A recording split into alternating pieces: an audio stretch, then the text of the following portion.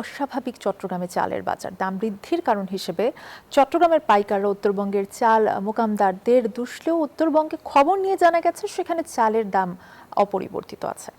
এ বিষয়ে আরো জানাতে সরাসরি যুক্ত হচ্ছেন আমাদের সহকর্মীরা। শুরুতেই চট্টগ্রামে যাচ্ছি, সেখানে আছেন সহকর্মী নয়ন বড়ুয়া। জয়, আপনার কাছে জানতে চাইবো যে চালের দাম কেজি প্রতি আসলে কত টাকা বৃদ্ধি পেয়েছে, আপনি সরেজমিনে কি দেখছেন বাজার পরিস্থিতি? দেখতে পাচ্ছেন যে চালের বাজার আবারও হু হু করে বাড়তে শুরু করেছে চট্টগ্রামে। সবচেয়ে বেশি দাম বেড়েছে সুগন্ধির চাল, চিনিগুড়া চাল, যেখানে 100 থেকে 150 টাকা কেজিতে বিক্রি করা হয়েছিল, সেই চিনিগুড়া চালের কেজি এখন 200 টাকার নিচে নেই। তো খোলা চাল, তো একই সাথে যদি এখানে প্যাকেটজাত করা যেই চিনিগুড়া চাল আছে সেটির দাম কিন্তু 120 টাকা করে তারা চাচ্ছে। তো সব মিলে বলা যায় কিন্তু আসলে বস্তাপতি চালের কথা যদি, চিনিগুড়া চালের কথা যদি আমরা আপনাকে জানাই, তো পাইকারি বাজারে আমরা যেমনটা দেখেছি সেখানে 4000 টাকা পর্যন্ত বেড়েছে বলে আমাদেরকে জানিয়েছে বস্তাপতি। তো তার কারণে কিন্তু 10,000 টাকা করে এক বস্তা চাল নিতে হচ্ছে পাইকারিতে, আর খুচরা বাজারে গিয়ে আরও বেশি দামে তাদের বিক্রি করতে হচ্ছে। তার কারণে সাধারণ ক্রেতা যারা আছে তারা হতাশার কথা বলছেন। একই সাথে সরু চাল, অন্যান্য সরু চালের দামও কিন্তু 300 টাকা পর্যন্ত বস্তাপতি বেড়েছে বলে আমাদেরকে জানিয়েছেন। তবে মোটা সেদ্ধ চালের দাম কিছুটা কম রয়েছে, তবে কিছুদিন আগে যে বেড়েছে সেই ভাবে কিন্তু দামটা কিন্তু অপরিবর্তিত রয়েছে বলে আমাদেরকে জানিয়েছেন। তবে তাও কিন্তু অনেক বেশি। তবে সরু চালের দাম যেভাবে বেড়েছে, আমরা পাহাড়তলি বাজার ঘুরে যেমনটা দেখেছি, চাকতাই বাজার ঘুরে যেমনটা দেখেছি, তো আমরা চালের দামটা হু হু করে যেভাবে বাড়ছে, এইভাবে যদি বাড়তে থাকে তাহলে কিন্তু সাধারণ ক্রেতার এখনো কিন্তু নাবিশ্বাস উঠে গেছে।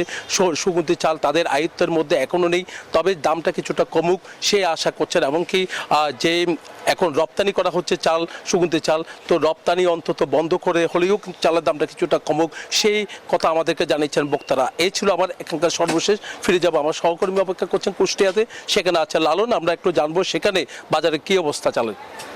ধন্যবাদ আপনাকে। আপনি চট্টগ্রাম থেকে যেমনটি জানাচ্ছিলেন, আমি কুষ্টিয়ার খাজানগরের মিলার এবং ব্যবসায়ীদের সাথে কথা বলেছি।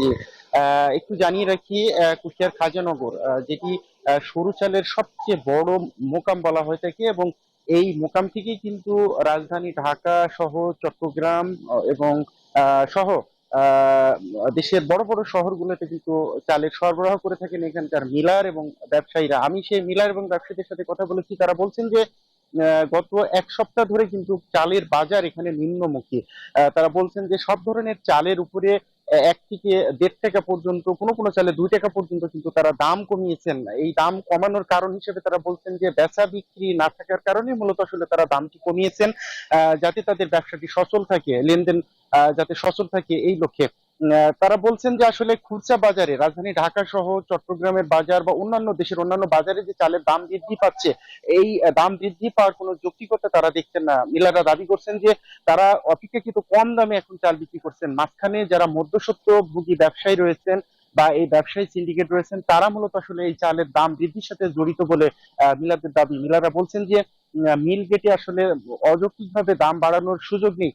কারণ হিসেবে তারা বলছেন যে প্রশাসনের যারা কর্তা ব্যক্তি রয়েছেন তারা কিন্তু প্রতিদিনই এই মিলগুলো ভিজিট করছেন, পরিদর্শন করছেন, এবং বাড়তি অতিরিক্ত দামে তারা কিন্তু চাল বিক্রি করছেন না। মিলাররা বলছেন যে দেশের অন্যান্য বাজারে যে চালগুলো বিক্রি হচ্ছে সেই বাড়তি দামে বিক্রির ক্ষেত্রে কিন্তু আসলে মধ্যস্বত্বভোগী ব্যবসায়ীরা দায়ী। সেই ক্ষেত্রে প্রশাসনের নজরদারি বৃদ্ধি করার কথা বলছেন এখানকার মিলার এবং ব্যবসায়ীরা। অর্থে এই ছিল কুষ্টিয়ার চালের বাজার থেকে বাজার দর নিয়ে সর্বশেষ।